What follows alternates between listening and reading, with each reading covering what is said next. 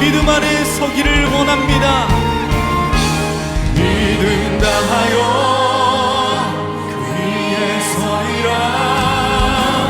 하나님의 나라는 무너지지 않으니 믿음 다하여 그 나라 세워가리라. 주님 곧 오실 때까지 곧 오실 때까지 주님 곧 오실 때까지. 할렐루야. 우리가 주님의 나라와 의를 먼저 구하기를 원합니다. 오늘 우리에게 주시는 하나님의 말씀은 갈라디아서 2장 20절입니다. 갈라디아서 2장 20절입니다. 내가 그리스도와 함께 십자가에 못 박혔나니 그런즉 이제는 내가 사는 것이 아니요 오직 내 안에 그리스도께서 사시는 것이라. 이제 내가 육체 가운데 사는 것은 나를 사랑하사 나를 위하여 자기 자신을 버리신 하나님의 아들을 믿는 믿음 안에서 사는 것이라. 이는 살아계신 하나님의 말씀입니다. 아멘. 자, 2026년도를 시작하면서 우리들이 계속 믿음에 대한 이야기를 하고 있죠. 2026년 주제는 믿음 안에 서예요. 믿음 안에 서예요. 이제 더 얘기 안 해도 될 것 같아요. 믿음을 새롭게라고 하는 주제로 6주 말씀을, 첫날 예배까지 하면 7주 말씀을 나누고 있는데, 우리의 믿음을 한번 점검해 보자. 우리의 믿음이 진짜 믿음인지. 그래서 지난주에 여러분들 조금 마음이 불편하셨을지 모르겠지만, 혹시 우리들이 우리의 믿음을 이렇게 자판기에 기도를 놓고 기도의 결과가 나오는 것처럼 생각하는 종교 중독자가 되는 것은 아닌가. 그런 믿음, 잘못된 믿음이다. 그런 이야기를 했죠. 오늘도 우리들의 잘못된 믿음에서부터 출발을 해보려고 합니다.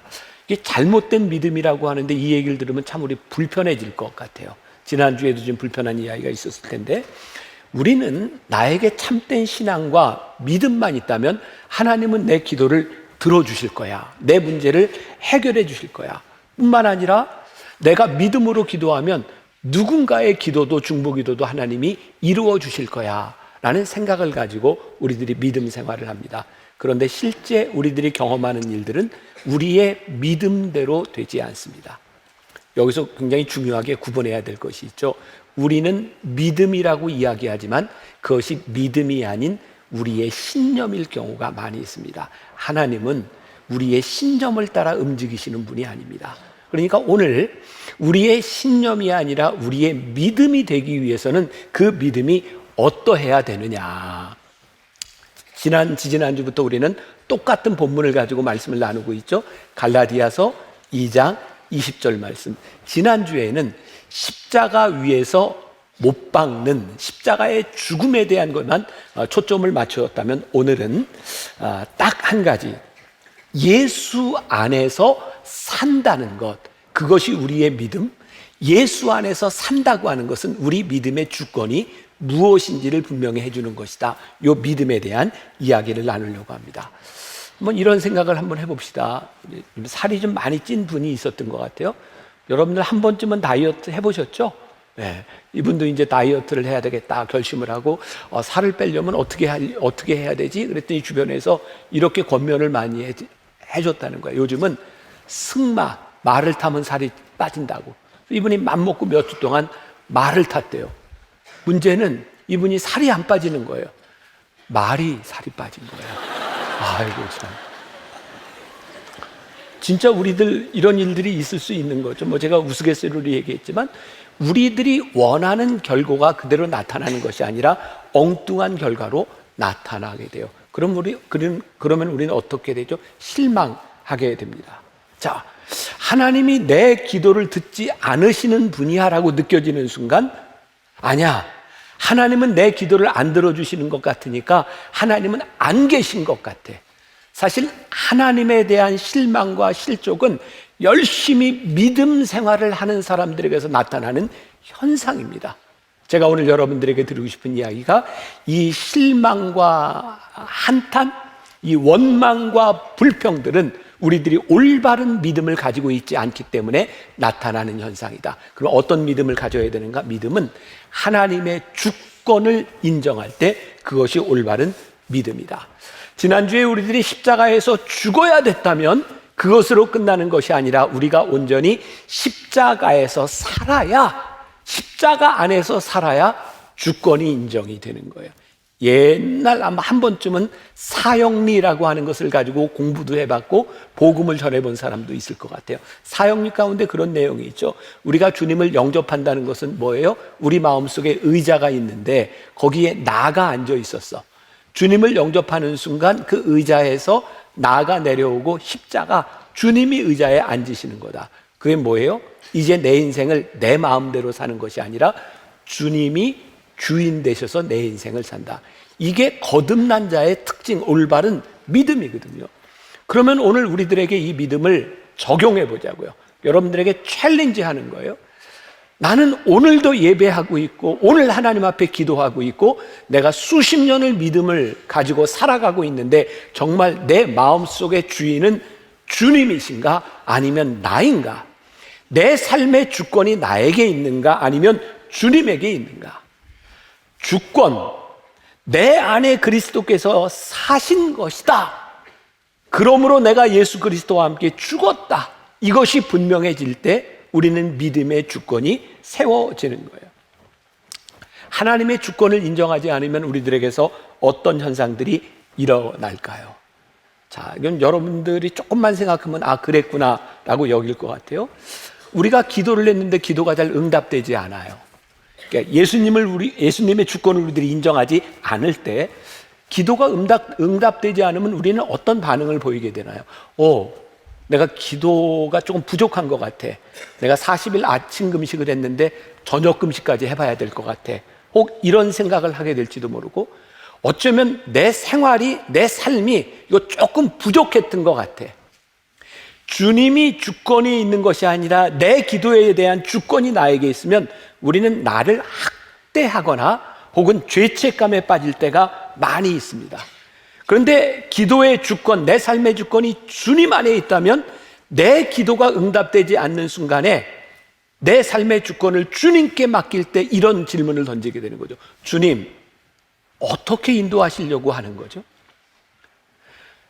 이 이야기는 주님께서 우리를 인도하시니 우리가 기도할 필요가 없다는 것을 이야기하는 것이 아니라 우리들이 주님께 기도하게 될 때에 우리의 주권이 어디에 있는지를 우리들이 확실하게 보게 된다는 거예요.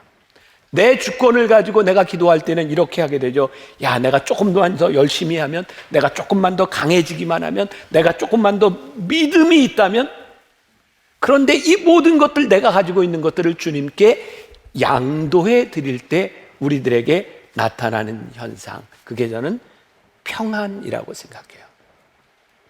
여러분들이 기도할 때, 여러분들의 기도가 이루어질 때나 여러분들의 기도가 내 마음대로 나의 신념대로 되지 않을 때나 우리들에게 평안이 찾아온다면 그것은 주권이 주님께 있다는 증거입니다. 그렇잖아요. 내가 기도하는데 내 기도의 제목이 이루어지지 않았는데 주권이 주님께 있으니까 하나님이 나를 인도해 가실 거라는 믿음이 생겨요. 아, 이건 내 생각은 아닌데? 내가 인생의 풍랑과 고난을 만났을 때 하나님 이 어려움 가운데서 어떤 생각이 들어요? 주님이 나를 인도해 가시는데 그때 우리들에게 찾아오는 평안. 여러분들에게 도전합니다. 여러분 예수 믿고 하나님 믿고 하나님 나의 주님이시야 라고 고백을 하는데 여러분들의 삶에 평안함이 있는가? 여러분들이 평안함을 잃어버렸다면 우리들의 삶의 주권이 주님이 아니시다는 증거예요. 저는 어제 이제 비행기를 타고 이렇게 오는데 이제 오면 바로 토요일 날 설교를 해야 되잖아요. 이제 사람들이 다 잘 시간입니다. 저는 이 원고를 꺼내놓고 불을 탁 켜고 이 말씀을 보는 거예요. 묵상을 하는. 나 스스로 너무 멋있어요. 그런 순간이 오면 다 자는데 나만 말씀을 보고 있어. 그리고 말씀을 보는데 내 안에 평안이 오는 거예요. 그때 이렇게 떠올랐던 찬송가가 있어요. 내 평생에 간 순탄한 소리가 안 나와요. 좀 불러주세요.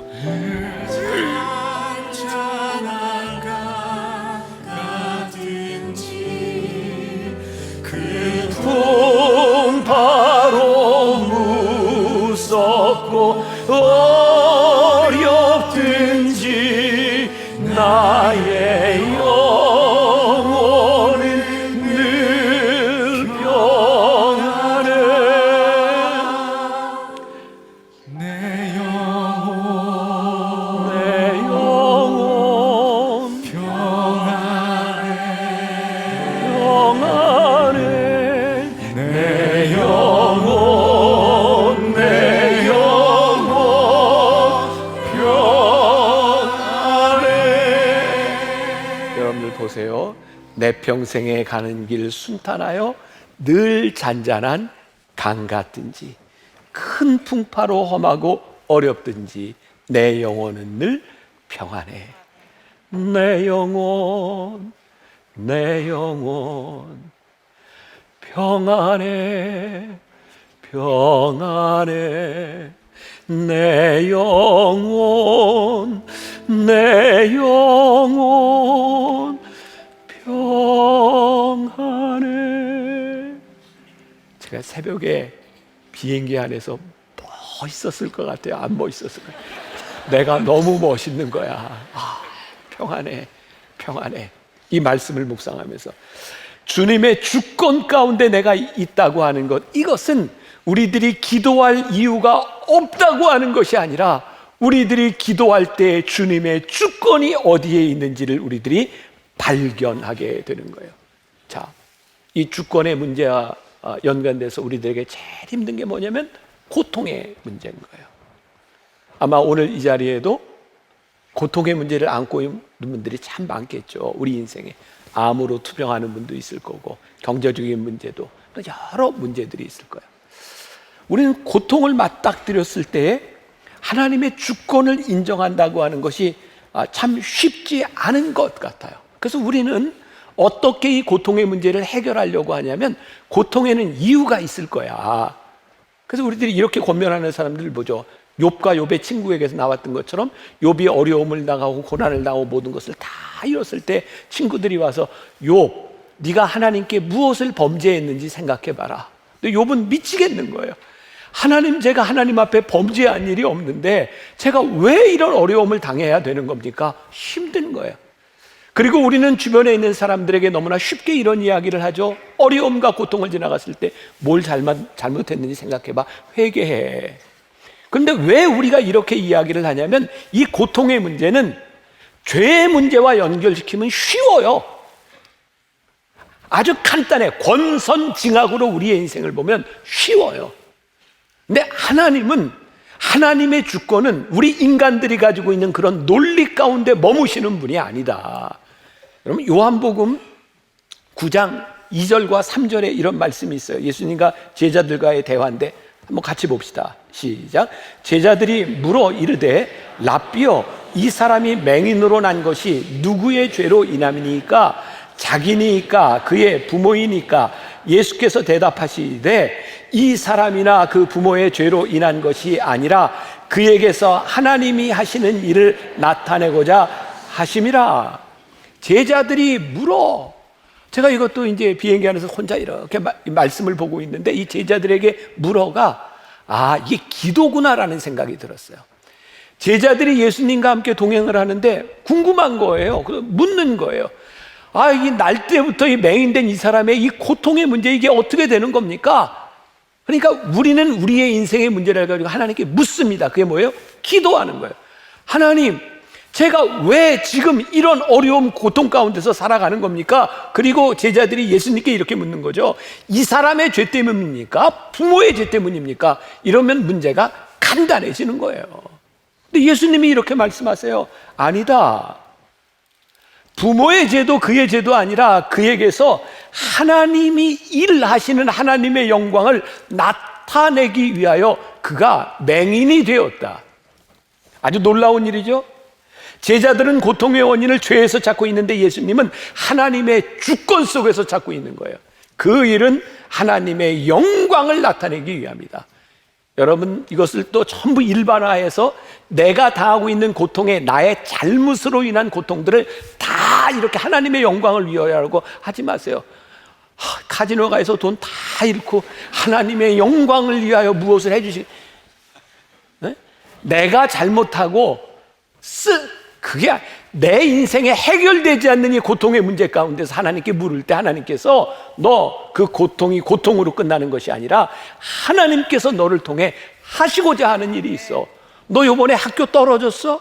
네가 요번에 직장에서 안 됐어? 힘들지? 근데 하나님께서 하나님의 주권이 너를 어디로 인도하실지 어떻게 알아? 너 하나님의 주권 속에 들어가 봐. 하나님이 역사하여 주실 거야. 바로 우리들의 고통 가운데서 하나님이 인도하시는 하나님의 주권을 고백하게 될 때, 필립 얀시는 이걸 이렇게 표현을 했죠. 고통의 속량이다. 우리가 고통받지 않고 사는 인생이 아니라 많은 고통들을 받고 있는데 하나님이 내 속에서 일하시는 것을 깨닫게 되는 순간 우리의 고통이 속량이 되는 거예요. 와, 내 고통이 이런 의미를, 하나님이 내 고통을 이렇게 인도해 가고 계셨구나. 이게 하나님의 주권 가운데 살아가는 사람들이에요. 이게 믿음이에요. 오늘 여러분들에게 해결되지 않는 고통에 대한 문제, 여러분들이 하나님 앞에 회개해야 될 문제라면 회개하지만 여러분들 속에서 이해가 되지 않는 고통의 문제 가운데서 하나님의 주권을 바라볼 수 있는 역사가 일어나기를 간절히 소원합니다. 어제도 제가 이야기했던, 우리 교회에서 한번 간증을 하셨던 이덕주 교수님의 이야기예요. 이 교수님의 어머니는 35살 때 과부가 됐어요. 아이들 넷을 키워야 되는 엄마. 남편이 37살에 세상을 떠났는데 이 어머니는 신앙생활을 잘했지만 그 시댁은 신앙생활을 하지 않는 집안이었어요. 옛날에는 그런 말 많이 했잖아요. 네가 네 신랑 잡아먹었다. 네가 교회 다니더니 네 신랑 잡아먹었다. 시댁의 핍박 가운데서 이 엄마가 네 남매를 혼자 키워야 되는 그런 어려운 시절을 지나갔대요.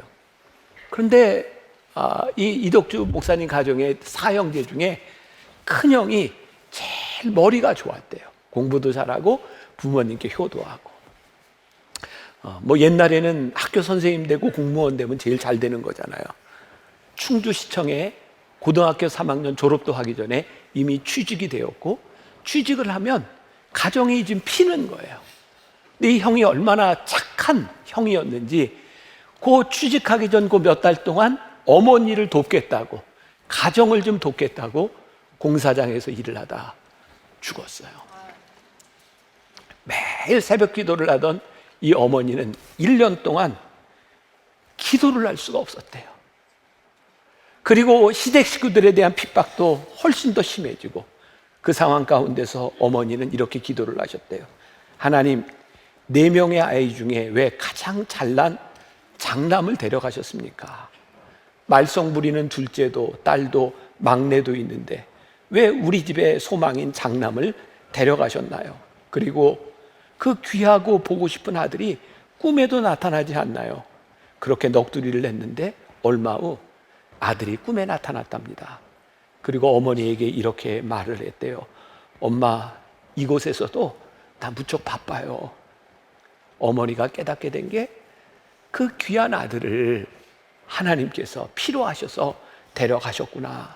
하늘나라에서도 귀하게 사용하고 계시는구나. 현실의 어머니에게 이해되지 않는 상황, 하나님의 주권 속에서 어머니가 그 힘든 시간들을 인정하게 되었어요. 하나님이 하시는 일이구나. 그리고 어느 날 3남매를 다 모아놓고 이렇게 선언을 했답니다. 나 이제 너희들 자식으로 키우지 않겠다. 그때 그 목사님은 깜짝 놀랐대요. 엄마가 너무 힘들어서 우리를 다 고아원으로 보내면 어떡하나. 어머니가 이렇게 선언을 합니다. 이제 더 이상 내가 너희들을 키우는 것을 포기하고 하나님께 맡기기로 했다. 그리고 그 다음부터 어머니는 한 번도 애비 없는 자식으로 키우는 것 때문에 엄하게 하던 그 어머니 매를 한 번도 들지 않았답니다. 그리고 아이들에게 문제가 생길 때마다 그렇게 기도했대요. 하나님, 하나님의 자녀니 문제가 있으면 하나님이 해결해 주세요. 그때부터 하나님께 자녀들을 맡기고, 그 목사님은 그때부터 하나님의 역사가 무엇인지를 경험하기 시작했대요. 그리고 그 자녀 셋은 다 목회자가 되었어요. 뭐 본인이 밝힌 이야기니까 제가 좀 얘기해도 괜찮을 것 같아요. 혹시 여기서 지금 예배를 드리고 있는지 모르는데, 우리 남경필 집사님이 이제 성지순례 갔다 와서 그런 고백했잖아요. 성지순례에서 아들이 이렇게 구치소에 가게 되고 마약으로 인해서 어려움을 당한, 이제 본인들이 다 한 얘기니까 괜찮아요. 정말 성지순례에서 어찌할 바를 모르고 그 아들이 마약을 하고 구치소로 가야 되는 그 상황이 부모에게 얼마나 힘든 일이었을까요? 그리고 저하고 이야기하고 상담을 하고 그 다음날 아침이 됐는데, 아니 아들이 구치소로 간 그 아버지의 표정이 아니에요. 너무 밝아요. 저에게 이렇게 얘기를 하더라고요. 목사님, 기도하는데 하나님께서 네 아들 내가 책임질게 하시더래요. 그래서 하나님께 맡겼습니다. 근데 걱정이 없어지는 거예요. 근데 하나님이 내 아들을 책임지시니 저는 다른 자식들을 책임지겠습니다. 그래서 마약 퇴치 운동을 시작한 거예요. 우리 남집사님 아들들이 우리 교회 이제 다 다니고 있고, 남집사님은 저와 이제 친구처럼 지나가는데 제가 너무 기쁜 거예요. 왜? 그분의 삶이 하나님의 주권 가운데 들어왔다는 것을 보는 것이 기쁜 거예요. 우리 신앙의 큰 기쁨이 뭘까요? 하나님의 주권 속에 있는 우리 성도들의 모습을 바라보는 거예요. 이 사람이 지금 어떤 고통의 시간을 지나가고 있고, 어떤 실패의 시간을 지나가고 있고, 어떤 어려움의 시간을 지나가고 있는지 모르지만 그것이 고통으로 끝나는 것이 아니라 하나님의 주권 속에 있을 때 우리에게 찾아오는 평안함과 기대를 우리들이 이야기할 수 있는 거예요. 지금 우리가 원하고 있는 게 뭔가, 우리의 즐거움과 소원을 위해 지금의 상황이 변화되기를 원하는 것이 아니라 우리의 삶 한가운데 하나님의 주권이 이루어지기를 원한다면 그게 바로 내 안에 그리스도께서 사신 것이다. 제가 이렇게 좀 정리 글을 써봤어요. 우리 안에 그리스도가 살아계시다는 증거는 하나님이 원하시는 것을 진지하게 구하는 기도를 하게 되었다는 것입니다. 하나님의 주권이 우리의 기도 응답으로 고백될 때 우리의 믿음이 새롭게 되었다는 것을 확신할 수 있지 않겠습니까? 전 또 이제 이런 상상을 한 거예요. 제가 비행기 안에서 별 걸 다 했네요. 이게 제가 그래서 막 이렇게 쓴 거예요. 우리가 기도하는데 이게 하나님의 뜻인지 아닌지 잘 몰라. 하나님의 뜻이 여기 있어요. 그럼 우리는 이제 그런 생각을 하죠. 하나님의 뜻이 어떤 뜻인지는 모르지만 하나님하고 제 뜻하고 좀 같으면 너무 좋을 것 같아요. 근데 제가 이야기했지만 하나님은 우리의 주인이신데 하나님이 우리를 따라오시지는 않습니다. 하나님이 우리를 이끌어 가려고 하시지. 이 안에 갈등이 있어요. 나는 내가 원하는 것, 하나님이 가시고자 하는 것, 이 갈등 속에 살아가다 어느 날 기도하는데 내가 구하는 기도가 이게 아버지의 뜻이야. 그 우리 기분이 어떨까요? 너무 기쁜 거예요. 하나님의 뜻이 제 뜻입니다. 너무 기쁩니다. 이 경험이 생겨요. 그러면 우리들이 기도하다가 이제 하나님의 뜻에 맞춰 보려고 해요. 하나님의 뜻이 무엇인지, 하나님의 주권이 무엇인지. 근데 가다가 이게 또 기도했는데 하나님의 뜻이네. 하나님 또 맞췄어요. 또 맞췄어. 그러면 어떤 일들이 일어날까요? 이런 일이 일어나는 거예요. 또 맞췄어요. 또 맞췄어요. 하나님의 뜻이 제 안에 있어요. 그때 우리들에게 나타나는 게 뭐예요? 기쁨이에요. 우리의 믿음이 온전한 믿음으로 살아가는데 믿음이 나를 학대하거나 죄의식 가운데서 우리를 채찍질하는 것이 아니라 진짜 믿음이 우리 가운데 들어와서 하나님이 내 안에 나를 주관하기 시작하면 그때부터 우리는 기쁨을 경험하기 시작하는 거예요. 평안을 경험하기 시작하는 거예요. 저는 그래서 오늘 여기서 여러분들한테 설교하는 게 너무 좋아요. 내 안에 하나님이 주시는 평안함과 기쁨은 문제 없음에서 나타나는 것이 아니라 하나님의 주권이 내 안에서 이루어질 때 나타나는 일. 야곱에 대한 이야기를 제가 좀 합니다. 여러분, 야곱하면 어떤 느낌 드세요? 아, 치사한 인간, 그죠? 그 치사한 인간이 복을 받는 건 보면 마음에 안 들어. 근데 한 가지 위로가 되는 건 그 인간도 축복을 받으니 나도 받을 수 있어. 야곱은 아주 그 델리케이트한 그런 인물이잖아요. 자, 야곱. 아니, 형을 속이고 아버지를 속이고 그 도망자의 인생을 살아가면서도 하나님께 축복을 구해요. 근데 하나님은 그 부족한 인간 야곱의 기도를 들어주시는데 야곱이 축복을 받아요. 하란 땅에 가서 많은 재산을 소유해요. 근데 야곱이 기쁘지 않습니다. 왜? 그가 하나님이 약속하신 땅, 하나님의 뜻대로 살지 못한 것 때문에 그는 많은 재산을 얻었을지 모르지만 그는 기쁘지 않았습니다. 여러분들 보세요. 여러분들의 인생에 여러분들이 얻은 부와 여러분들이 얻은 권력, 여러분들이 생각했던 것을 얻었음에도 불구하고 여러분들에게 참 기쁨이 생기지 않는다면 여러분들은 하나님의 주권 속에 있는 사람들이 아닙니다. 어떻게 하나님을 믿는 사람들이 하나님의 주권에 있지 않으면서 평안할 수 있겠어요? 야곱은 불안했어요. 그래서 창세기 32장 이후의 것들을 읽어보세요. 야곱이 이제 갑니다. 고향으로 가려고 하면 그 고향에 속이고 떠났던 제일 무서운 형 에서가 있어요. 야곱이요, 가족들과 함께 고향으로 가는데 야복나루 아래 야복강 앞에서 하나님의 사람과 씨름하잖아요. 하나님 저 붙잡아 주셔서 저기 건너가야 됩니다. 근데 기도할 때도 아주 치사해요, 야곱이. 성경이 나오잖아요. 야곱이요, 먼저 사람들을 보내고 자기는 기도합니다. 어떤 생각이었을까요? 기도하다 응답 안 되면 자기라도 살아야 뭔가 좀 이렇게 대를 이을 거 아니야. 죽은 놈은 할 수 없고. 제가 너무 나쁘게 생각하나? 근데 그런 상황인 거예요. 근데 야곱이요, 거기서 하나님의 사람과 씨름하여 이겨요. 그리고 이름을 야곱에서 이스라엘로 받아요. 근데 이기긴 이겼는데 진짜 이긴 건 아니죠. 야곱의 환도뼈가 부러져요.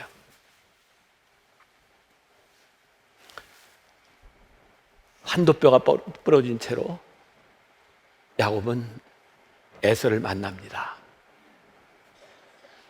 야곱이 지금까지 한 기도는 어떤 기도였을까? 하나님, 우리 형 에서의 마음을 바꾸셔서 우리 에서의 형 마음을 말랑말랑하게 해주셔서 저를 좀 받아들일 수 있도록 도와주세요. 그런 기도 하지 않았을까요? 그렇다고 하세요. 그죠? 네, 그런 기도했을 것 같아요. 근데 하나님은 그렇게 응답하신 것이 아니라 야곱의 환도뼈를 치셨어요. 요즘 말로 얘기하는 고관절, 쩔뚝거리면서 형을 만났을 거예요. 모르겠어요. 에서가 어떤 마음으로 왔는지 모르지만 이 죽일 놈, 내 축복의 권한을 모두 빼앗아간 이 나쁜 놈 야곱에 대한 분노가 있었을 것 같아요. 근데 야곱이요,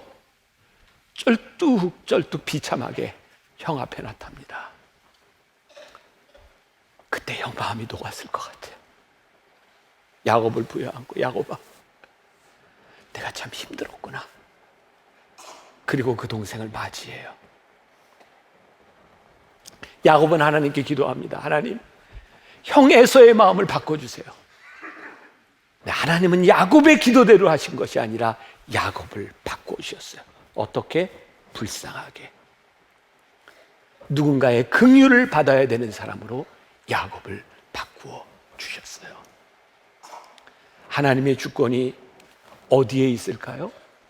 우리들이 원하는 일들이 다 이루어지는 데서 하나님의 주권이 있는 것이 아니라 하나님이 우리를 바꾸어 가시는 과정 가운데 하나님의 주권이 우리들 속에서 역사하기 시작해요. 생각해 보세요. 하나님이 우리를 쓰시는 것, 우리를 바꾸시는 것. 야곱이요, 형 에서를 만나고 끝까지 하나님 앞에 쓰임을 받을 때 야곱은 평생을 절뚝발이로 살았을 겁니다. 절뚝. 근데 하나님은 야곱의 삶에서 주권을 행사하셨어요.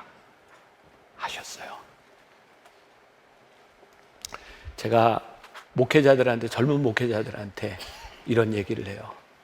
여러분, 목회자는 완전해서 되는 게 아닌 것 같아요. 불완전함을 하나님이 쓰시는 것 같아요. 그러니까 목회하는 사람이 나이 들어서 머리도 안 빠지거나 머리도 희지 않으면 이거 제대로 한 거 아닌 것 같아요. 둘 중에 하나는 돼야지. 그러니까 저는 너무 감사한 거예요.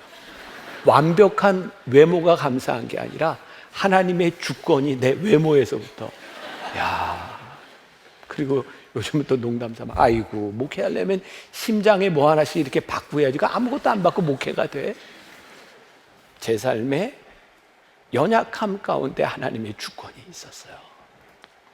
요번에 그리스에서 우리 이제 성지순례팀과 저녁 집회를 마치고 낮에 잠깐 베레아라고 하는 곳, 그리스의 베레아를 방문을 했어요. 베레아가 야곱이 이렇게 전도하는 장면이 탁 이렇게 동상으로 세워져 있는데, 전 야곱을 되게 좋아하잖아요. 야곱은 키도 작고 머리도 벗어졌고 좀 이렇게 왜소한. 제가 야곱 바울 옆에서 제가 사진을 좀 찍고 나중에 보여줄 기회가 있을 텐데, 하나님이요, 완벽한 인간을 쓰신 게 아니라 부족한 인간을 들어서 하나님의 주권 가운데 쓰시잖아요. 저는 이 바울을 참 좋아하는 이유 가운데 하나가 바울의 약함이에요. 하나님이 바울의 약함이 아니었더라면 어쩌면 바울을 들어 쓰시지 않았을 것 같아요. 근데 약함 가운데서 하나님께서 이 바울을 쓰시는 거예요. 여러분, 킨스키라고 하는 일본에서 나오는 그런 도자기 기법이죠. 예전에 한번 여러분들 보여드린 적이 있어요. 그릇이 깨지면 깨진 채로 놔두는 것이 아니라 저기에 금이나 은을 이렇게 연결해서 저 그릇을 킨스키 기법이라고 해요. 저걸 만들면 아름다워집니다. 아름다워요. 근데 저는 이것도 비행기 안에서 혼자 그런 생각을 했는데, 저렇게 금을 때우는 것보다 그릇이 이렇게 금이 가 있으면 하나님의 은혜의 광채가 그 그릇 속에 쫙 들어갔을 때 저걸 어떻게 만들었디야? 저렇게 이제 빛이 그냥 쫙 퍼질 때, 이게 하나님의 주권은 깨어진 우리의 인생 가운데 하나님이 들어오셔서 하나님의 빛을 깨어진 곳으로 쫙 퍼지게 하는, 이게 하나님의 주권이구나. 하나님은 훌륭한 사람, 완전한 사람, 무언가를 할 수 있는 사람, 그런 사람들을 쓰시는 것이 아니라 연약한 우리들에게 찾아오셔서, 우리 연약한 육체의 틈 속으로 찾아오셔서 찬란한 빛을 퍼져나가도록 우리를 만드시는 하나님의 주권. 그래서 하나님의 주권을 믿는 사람들은요, 변화를 믿어요. 하나님이 우리를 어떻게 변화하실까? 하나님이 우리를 어떻게 빚어가실까? 하나님의 주권을 믿는 사람들은 하나님의 긍휼하심을 믿어요. 우리의 자격이 아니라 하나님의 주권이 우리들 속에 임할 때 우리를 용서하시고 우리와 함께 하실 하나님을 우리들이 보게 돼요. 하나님의 주권이 우리들에게 임하는 사람들은요, 하나님의 주권적인 삶을 살아요. 우리 주변에 용서하지 못하는 사람들, 용납하지 못하는 사람들, 제가 또 그런 생각을 했어요. 옛날에 필라델피아라고 하는 영화가 나왔어요. 에이즈가 처음 나왔을 때 그 에이즈 환자에 대한 이야기, 탐 행크스가 나오는 주인이었어요. 필라델피아, 형제 사랑이었어요. 에이즈라고 하는 질병이, 혹은 동성연애를 통해서 나타나는 많은 질병들이 인류를 파괴하는 저주가 될지 몰라요.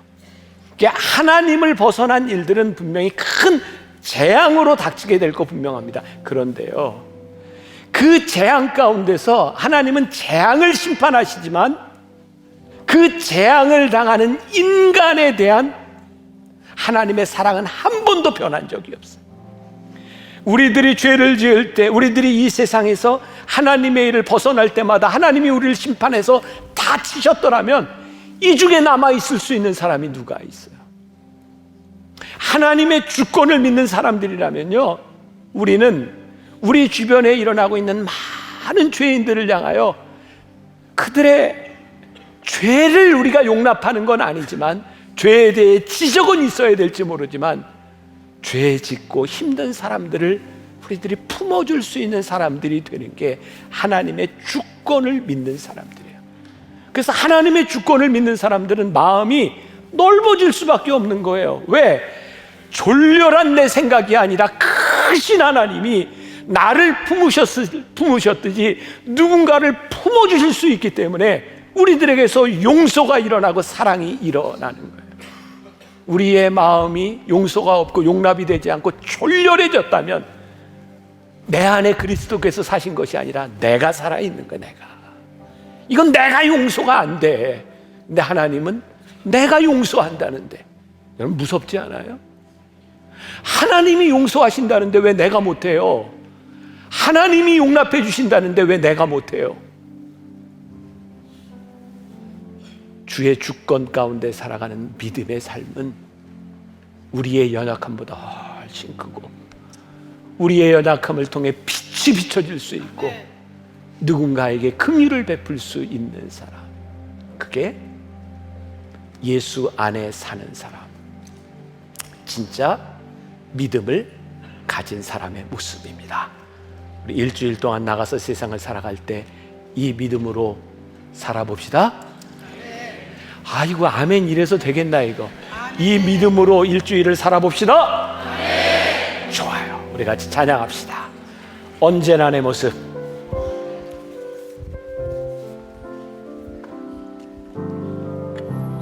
언제나 내 모습 너무나 부끄러워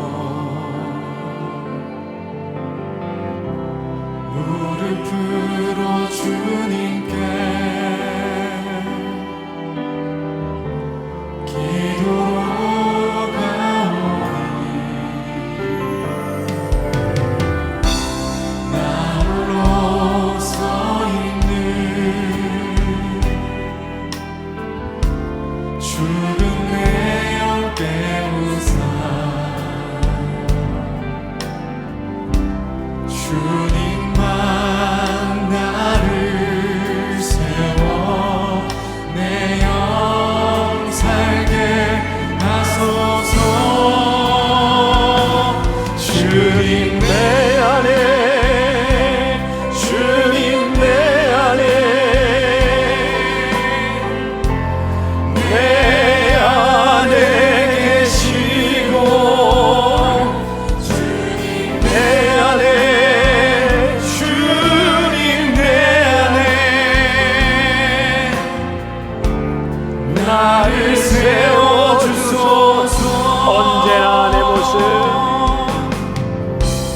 언제나 내 모습 너무나 부끄러워. 하나님 깨어진 우리의 모습이 부끄러울 때가 많이 있습니다. 주님 앞에 무릎을 꿇지 않고는 나아갈 수 없는 우리의 모습은 때때로 신비하고, 우리를 속에 불평과 불만으로 하나님 앞에 서지 못했던 우리들의 모습이 있습니다. 오늘 내 안에 그리스도께서 사셔서 내 안에 주님이 주인 되셔서 살아갈 때 우리를 붙잡아 주시고 우리를 인도하시고 하나님의 뜻대로 행하신 하나님을 기대하게 하십니다. 주님 내여 살게 하소서. 주님 내 안에, 주님 내 안에, 내 안에 계시고 주님 내 안에, 주님 내 안에, 내 안에 사는 나를 세워주소서.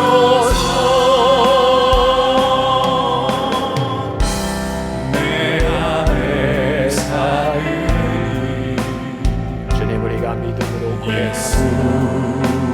내 안에 그리스도께서 사심을, 내 안에 주님이 살아계심을, 그래서 주님 안에서, 이 믿음 안에서 주님을 나의 주로 모시고 내 인생을 주님께 양도하며 내가 살아갑니다.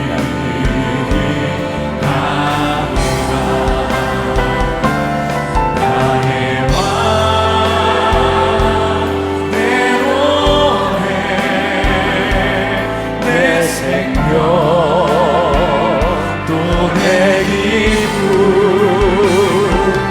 나의 힘, 나의 원, 내 평강, 나의 주.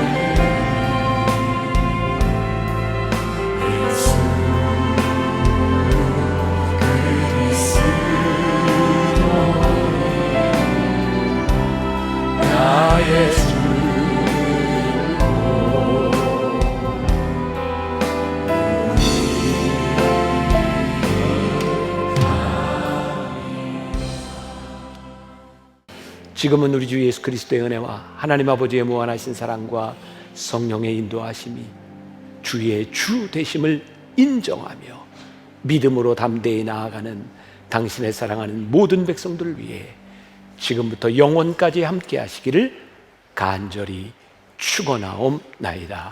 아멘.